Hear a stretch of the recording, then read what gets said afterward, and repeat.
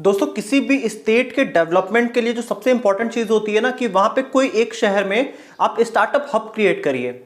जैसे कि मैं अगर आपको समझाऊं कि बैंगलोर है, बैंगलोर एक स्टार्टअप हब है इंडिया में, और उसने पूरी कर्नाटका की जॉब की प्रॉब्लम्स और अलग अलग तरह की प्रॉब्लम्स खत्म कर दी। यहाँ तक कि पूरे इंडिया के लोग बहुत से बैंगलोर जाया करते हैं जॉब करने, क्योंकि वहाँ पे एक पूरा एनवायरनमेंट क्रिएटेड है और वहाँ पे बहुत सारी अपॉर्चुनिटीज़ हैं।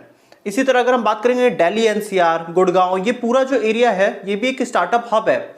इसी तरह हैदराबाद एक स्टार्टअप हब है, ऐसे ही मुंबई एक स्टार्टअप हब है। मतलब जहाँ पे बहुत सारे स्टार्टअप्स अलग अलग स्टेजेस में होते हैं और आके वर्क करते हैं। तो भारत में एक नया स्टार्टअप हब खुलने जा रहा है और खुल चुका है, जो कि है जयपुर।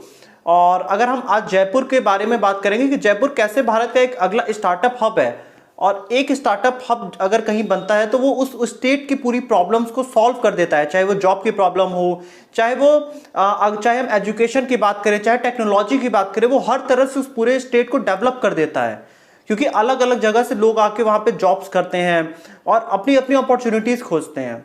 तो आज हम पिंक सिटी जयपुर के बारे में बात करें, कैसे ये भारत का एक अगला स्टार्टअप हब है। हेलो दोस्तों, मेरा नाम है दीपक, आप देख रहे हैं डिजिटल लॉट। तो अगर हम बात करें कि इंडिया के अलग अलग स्टेट से बच्चे पढ़ाई करने के बाद जाते हैं इन्हीं शहरों में, चाहे दिल्ली एनसीआर हो, बैंगलोर हो, मुंबई हो, क्योंकि वहाँ पे जॉब की अपॉर्चुनिटीज़ हैं और जो बाकी स्टेट्स हैं वो इस तरह की अपॉर्चुनिटीज़ नहीं क्रिएट कर पा रहे हैं। तो ऐसे ही कुछ एक कोशिश जयपुर कर रहा है। तो राजस्थान की गवर्नमेंट ने इस बार राजस्थान के बजट में अनाउंस किया कि जयपुर एक फिनटेक सिटी बनने वाला है। तो अगर हम समझे फिनटेक क्या होता है, तो ये फिनांस और टेक्नोलॉजी, ये दोनों चीज़ों को जोड़ के बनता है। एग्जाम्पल अगर हम बात करें कि हम जो ऑनलाइन पेमेंट करते हैं तो उसमें टेक्नोलॉजी का यूज़ हो रहा है और हम फाइनेंशियल काम कर रहे हैं, तो ये पूरी तरह से फिनटेक हो गया।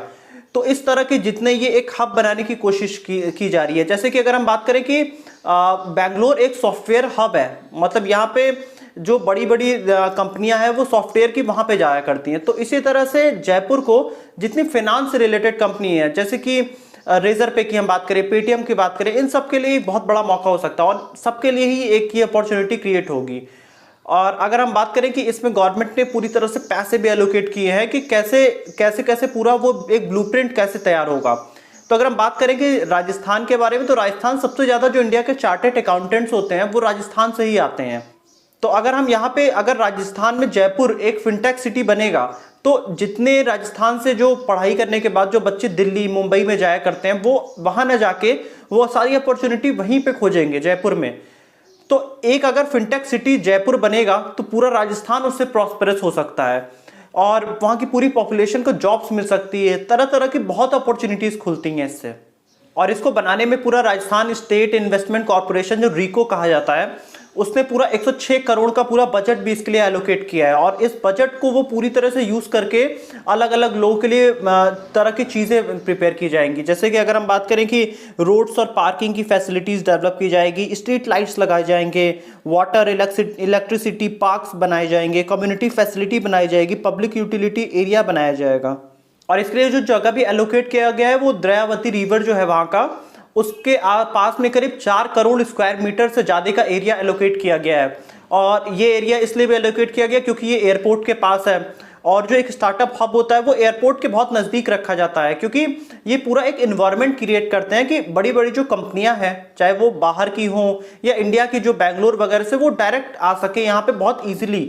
इसलिए इसको हर तरह से इसको बेहतर इस एरिया को बनाया जाता है। तो अभी हम आगे भी बात करेंगे कि स्टार्टअप हब में होता क्या है। तो आइए हम यहाँ पे पहले समझते हैं कि स्टार्टअप इकोसिस्टम और एक स्टार्टअप हब क्या होता है।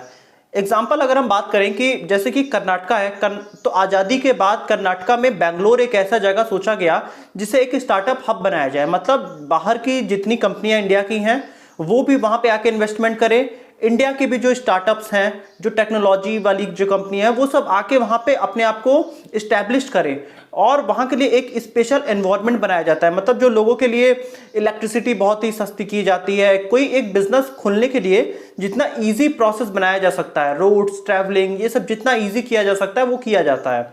तो जैसे अगर आप दिल्ली, मुंबई, ये सब जगह आप जाएंगे देखेंगे तो यहाँ पे मेट्रो से पूरी सिटी कनेक्टेड है और इनके यहाँ पे जो सिटी का जो लोकल जो फैसिलिटी होती है वो बहुत सस्ती की जाती है कि लोग इजीली अपने लिए अपॉर्चुनिटीज़ क्रिएट कर सकें, ढूंढ सकें। तो इसीलिए आज भी अगर हम देखेंगे कि आप एक छोटे शहर में जाके आप एक बिजनेस करिए या फिर आप इन सिटीज में जाइए अगर बिजनेस कर रहे हैं, तो यहाँ पे आपको अपॉर्चुनिटी ज्यादा दिखेगी। तो अगर हम बेंगलोर का एग्जांपल लेके समझ रहे हैं, तो अगर एक बेंगलोर पूरा डेवलप हुआ तो उसने पूरा कर्नाटका को डेवलप कर दिया, क्योंकि अगर अलग अलग कंपनियां आएंगी तो वो उस स्टेट के लोगों को जॉब की अपॉर्चुनिटी मिलेंगी। तो जैसे कोई एक अगर स्टार्टअप हब डेवलप करना है, वहां पे कोई आईटी कंपनी खुल रही है, तो वहां के लिए उसको प्लम्बर चाहिए होगा, उसको इलेक्ट्रीशियन चाहिए होगा, पूरा सेटअप के लिए पूरा सब कुछ लोग चाहिए होंगे, कंपनी के लिए प्यून चाहिए होगा, कंपनी के लिए जो सॉफ्टवेयर डेवलपर्स चाहिए होते हैं, अलग अलग तरह के जो फील्ड के लोग मैनेजर्स चाहिए होते हैं, ये सब उस स्टेट से आते हैं। तो वो स्टेट पूरा प्रॉस्पेरस होता है, एजुकेशन लेवल उस स्टेट में बढ़ता है, उस स्टेट में बाहर से इन्वेस्टमेंट आता है और अलग अलग तरह के वेंचर कैपिटलिस्ट वहां के स्टार्टअप्स में इन्वेस्ट करते हैं, और ओवरऑल प्रॉफिट किसका होता है? उस पूरे स्टेट का होता है। तो एक स्टार्टअप हब बनने से यही फायदा होता है। तो अगर जयपुर यहाँ पे एक स्टार्टअप हब बनेगा, मतलब एक इजी एनवायरनमेंट बनाया जाएगा कि जितने भी इंडिया के फिनटेक स्टार्टअप्स हैं वो सब आके वहां पे इन्वेस्ट करें, वहां पे अपना बिजनेस ग्रो करें। अब जैसे कि अगर हम बात करें कि आप एक छोटे शहर में आप एक ऑफिस खोलोगे तो आपको करीब बहुत पैसे लग जाएंगे, बट अगर हम यहाँ पे बात करें बेंगलोर दिल्ली में आप जाते हो तो आपको कोवर्किंग स्पेस मिल जाता है। मतलब आप 4-5 हज़ार रुपए में भी आपको एक छोटा सा स्पेस मिल जाएगा 2 सीट का, जहाँ पे आप बैठ के अपना बिजनेस कम से कम शुरू कर सकते हो, इनिशिएट कर सकते हो। तो इस तरह का एकदम बेसिक से लेके एडवांस अपॉर्चुनिटी तक सब कुछ अवेलेबल होती है।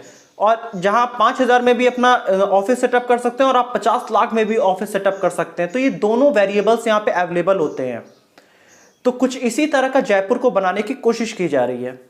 और अगर जयपुर में एक स्टार्टअप हब बनेगा तो वो सिर्फ राजस्थान के लिए नहीं अच्छा है, वो यूपी के लिए भी बहुत अच्छा है, वो अगर हम बात करें वो मध्य प्रदेश के लिए भी बहुत अच्छा है, वो बिहार के लिए भी बहुत अच्छा है। जो यहाँ के लोग जो दिल्ली बेंगलोर जाते हैं वो इधर एक एनवायरनमेंट उनके और मिल जाएगा, एक और इंडिया के लिए पूरा ये प्रॉस्पेरस करने का तरीका है। तो इस तरह से मतलब एक जो स्टार्टअप हब होता है वो इस तरह से पूरी कंट्री के लिए बहुत बेनिफिशियल होता है। और अगर हम यहाँ पे बात करेंगे राजस्थान गवर्नमेंट 2021 में अगर स्टार्टअप हब के लिए अनाउंसमेंट कर रही है तो उसका विजन बहुत पहले देखा जाता है। तो 2015 में इन्होंने बहुत अच्छे अच्छे प्लान्स लॉन्च किए राजस्थान के लिए, स्टार्टअप्स के लिए। तो अगर हम उसको थोड़ा समझते हैं तो सबसे पहले राजस्थान गवर्नमेंट ने क्या किया कि अगर आपका आइडिया के स्टेज में अगर आपको कोई स्टार्टअप है तो आपको वहां पे इंक्यूबेशन मिलेगा, मतलब आपको पूरी तरह से हेल्प मिलेगी कि आप अपने आइडिया को और आगे कैसे बढ़ा सकते हैं। उसके बाद इन्होंने किया कि 10 लाख तक का आपको रेवेन्यू मिलेगा अगर आपका जो आइडिया है वो पायलट स्टेज पे है, मतलब आप उसे मार्केट में लॉन्च कर रहे हो तो आपको 10 लाख तक का सपोर्ट देगी गवर्नमेंट, ताकि आपका स्टार्टअप बहुत इजीली आप मार्केटिंग कर सको, आप लोगों तक अपने आइडिया को, अपने बिजनेस को या सर्विस जो या प्रोडक्ट जो भी है उसे आप लोगों तक पहुंचा सको। तो इस तरह से एक राजस्थान गवर्नमेंट 2015 से हेल्प कर रही है। तो यहाँ पे गवर्नमेंट ने देखा कि अगर कोई स्टार्टअप का कल्चर क्रिएट करना है तो वहां पे स्टूडेंट्स को हेल्प करनी पड़ेगी। तो गवर्नमेंट ने सबसे अच्छे जो कुछ स्टेप्स लिए थे राजस्थान के कि अगर कोई स्टार्टअप है और मतलब स्टूडेंट कोई स्टार्ट कर रहा है और अगर उनका आइडिया अच्छा है तो गवर्नमेंट मतलब उनके कॉलेज में 5% ग्रेस मार्क मिलेगा एक्स्ट्रा, और उनको 20% से 25% तक अटेंडेंस में छूट मिलेगी। और अगर वो आइडिया बहुत ही अच्छा है तो जो फाइनल ईयर के जो प्रोजेक्ट होता है बच्चों का, मतलब फाइनल ईयर में एक बच्चों को प्रोजेक्ट जमा करना होता है, वो भी जो इनका स्टार्टअप है वही उनका फाइनल ईयर का प्रोजेक्ट हो जाएगा। तो इस तरह से गवर्नमेंट मतलब स्टूडेंट्स को इन्होंने नर्चर करना चालू किया। और अगर कोई बच्चा एंटरप्रेन्योरशिप में आता है तो उसे 1 साल का गैप भी अलाउ कर दिया। इसके साथ ही इन्होंने ई सेल्स भी क्रिएट किए जहाँ पे आके मतलब इंक्यूबेशन को और स्टार्टअप का कल्चर एक क्रिएट किया जाए बच्चों को स्टूडेंट वाले लेवल पे ही। और साथ में गवर्नमेंट ने अलग अलग टाइप के स्टार्टअप आइडिया पे 50,000 तक का कंपटीशन का भी रखा कि मतलब आप अगर ये आपका आइडिया बहुत अच्छा हुआ तो आपको 50,000 तक का इनाम मिलेगा, कुछ इस तरह से, ताकि एक माइंडसेट में बच्चों के प्रिपेयर हो। और ये स्टूडेंट लेवल पे ये डालना बहुत इंपॉर्टेंट है। अगर किसी भी स्टेट को ग्रो करना है तो उसे सबसे पहले अपने स्टूडेंट्स पे काम करना होगा, तब वो 5-6 साल बाद उसको कन्वर्ट कर पाएंगे एक अपॉर्चुनिटी में। और इसके साथ ही गवर्नमेंट ने IIT IIMs जो है वहां पे और बड़े कॉलेजेस हैं वहां पे एक इंक्यूबेशन सेंटर बनाया कि मतलब स्टार्टअप वहां पे जाके कंसल्टेशन ले सकते हैं, स्टार्टअप्स कैसे ग्रो करेंगे इनिशियल लेवल से, जब उन्हें कुछ नहीं पता होता है वहां से उनको हेल्प दी जाती है। तो इस तरह के अलग अलग सेंटर्स उन्होंने अपने गवर्नमेंट से अप्रूव करके बनाए, ताकि एक्सपर्ट आपको बताएंगे कि क्या चीज आपके लिए सही है, क्या चीज आपके लिए गलत है, ताकि आपका फेल्योर चांस घट जाए। तो कुछ इस तरह के स्टेप्स लिए गए 2015 से राजस्थान में। तो इससे जो स्टूडेंट्स के लिए सबसे बड़ा फायदा होगा कि वो अपना कॉलेज अगर कंप्लीट करेंगे तो उन्हें जयपुर में ही अपॉर्चुनिटी दिखेगी। मतलब उन्हें अपना राजस्थान जो स्टेट है वो छोड़ के दिल्ली, मुंबई या फिर बैंगलोर नहीं जाना होगा अपने जॉब के लिए। और अगर इस हब में बाहर की बड़ी कंपनियां आएंगी तो यहाँ पे उन्हें जॉब भी मिल सकता है। और अगर उनको कुछ अपना कुछ क्रिएट करना है तो गवर्नमेंट भी हेल्प कर रही है, और वो जो एक नया कल्चर डेवलप हो रहा है उसमें ये बहुत ईजिली ग्रो कर सकते हैं। और अगर राजस्थान के लोगों की बात करें तो वो अपनी जॉब अपॉर्चुनिटी यहाँ पे खोज सकते हैं, क्योंकि अगर 106 करोड़ एलोकेट हुआ है, उसके लिए पार्किंग बन रही है, उसके लिए पूरा एनवायरनमेंट क्रिएट हो रहा है, तो उसके लिए लोग ही चाहिए होंगे ना, जो कि राजस्थान के ही लोग होंगे। तो एक एम्प्लॉयमेंट का भी पूरा एक अपॉर्चुनिटी क्रिएट होता है। तो एक स्टार्टअप हब पूरे स्टेट को मतलब हेल्प करके जाता है। और इससे जो एक बड़ा फायदा होगा कि मतलब जो लोग राजस्थान के ही हैं और वो कहीं बाहर काम कर रहे हैं, क्योंकि वो फैसिलिटी उनके सिटी में, उनके स्टेट में नहीं थी पहले, वो बाद में सोचेंगे कि वो अपनी एक ब्रांच वहां खोलें, और बाद में हो सकता है वो पूरी तरह से शिफ्ट हो जाए वो जयपुर में ही, ताकि वो अपनी फैमिली के अपने स्टेट में ही रहें। तो इस तरह से ये भी एक बहुत बड़ी अपॉर्चुनिटी हो सकती है जयपुर में आने के टाइम में। और इसके साथ ही जो राजस्थान की गवर्नमेंट ने एक और अच्छा काम किया कि इन्होंने पूरा एक एनवायरनमेंट क्रिएट तो किया ही था, साथ में ये मंथली ईयरली ये स्टार्टअप फेस्ट ऑर्गेनाइज कराने लगे। मतलब एक टाइप का फेस्टिवल जहाँ पे अलग अलग स्टार्टअप्स आएंगे, बच्चे आएंगे, वो उसमें एक्सपोजर उनको मिलेगा बाहर का कि क्या पूरे इंडिया में चल रहा है। तो फिनटेक सिटी बनने के बाद जो सबसे अच्छी चीज होगी कि पूरा जो उनका स्टेट है वो टेक्निकली थोड़ा इंप्रूव होगा। मतलब लोगों को टेक्नोलॉजी की ज़्यादा अच्छी नॉलेज होगी, क्योंकि उनके अगर स्टेट में अगर टेक्नोलॉजी की कंपनीज आएंगी तो वो सेल करेंगी उन्हीं लोगों को समझाएंगी, लोगों को एजुकेट करेंगी। और अगर आप यहाँ पे देखेंगे कि अगर ये ऑन ग्राउंड काफ़ी अच्छे से इंप्लीमेंट हुआ तो अगले 5 साल के अंदर जो राजस्थान का जो पूरा एजुकेशन लेवल है वो बहुत तेजी से बढ़ जाएगा, क्योंकि ये सब चीज़ें बाई प्रोडक्ट होते हैं कोई भी एक स्टार्टअप हब के आसपास के एरिया के। तो इन फ्यूचर ये सब चीज़ें बहुत इंपॉर्टेंट देखी जा सकती हैं। लेकिन जो सबसे इंपॉर्टेंट पार्ट है, इंडिया में प्लान्स पेपर पे बहुत अच्छे बनते हैं, बट अगर वो ये रियलिटी में आया तो ये अनबीटेबल हो सकता है। पूरी राजस्थान की जो पब्लिक है वो पूरी तरह से ऊपर उठ के आ सकती है। बट जो सबसे इंपॉर्टेंट पार्ट है कि गवर्नमेंट को ये पेपर पे जितना अच्छा इन्होंने प्रोजेक्ट पे प्रिपेयर किया है, इसको ऑन ग्राउंड रियलिटी में लाना सबसे बड़ा चैलेंज होगा गवर्नमेंट के लिए। और अगर ये इंप्लीमेंट करते हैं तो ये एक गेम चेंजिंग भी हो सकता है उनके सिटी और उनके स्टेट के लिए। और अगर हम राजस्थान गवर्नमेंट की माने तो 2019-20 के बीच में उन्होंने करीब 200 करोड़ की उन्हें फंडिंग राजस्थान के स्टार्टअप्स को मिली है करीब करीब। तो इस तरह से आप देखेंगे कि अभी इनको अपॉर्चुनिटी दिख रही है लोगों को कि राजस्थान आने वाले टाइम में बहुत डेवलप होने वाला है, इसलिए वहां के स्टार्टअप में इन्वेस्ट भी हो रहा है।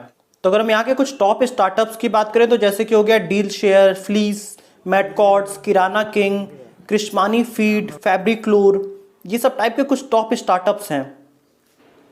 और अगर हम इनके कुछ टॉप इन्वेस्टर्स की बात करें, इनके जो स्टेट में इन्वेस्ट किया है वो ओमिडियार नेटवर्क हुआ, एज कैपिटल्स हुआ, या फिर अगर हम बात करें कि ब्रिज स्टोन हुआ, ये सब Z3 पार्टनर्स हुआ, इन सब टाइप के स्टार्टअप्स ने काफ़ी अच्छे से इन्वेस्टमेंट किया है जयपुर के स्टार्टअप्स में।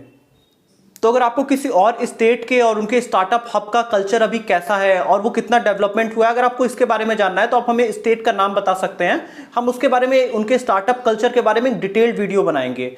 तो अगर आपको ये वीडियो अच्छी लगी है तो आप वीडियो को लाइक कर दीजिएगा और चैनल को सब्सक्राइब कर दीजिएगा। और अगर आप जयपुर से हैं तो आप वीडियो को के नीचे आप कमेंट करके बताइए कि आप कैसी अपॉर्चुनिटी देख रहे हैं अभी जयपुर या फिर राजस्थान में। और अगर आपको वीडियो अच्छी लगी है तो आप वीडियो को सब्सक्राइब कर दीजिएगा और चैनल का बेल आइकन भी प्रेस कर दीजिएगा ताकि आपको रेगुलर वीडियो की नोटिफिकेशन मिलती रहे।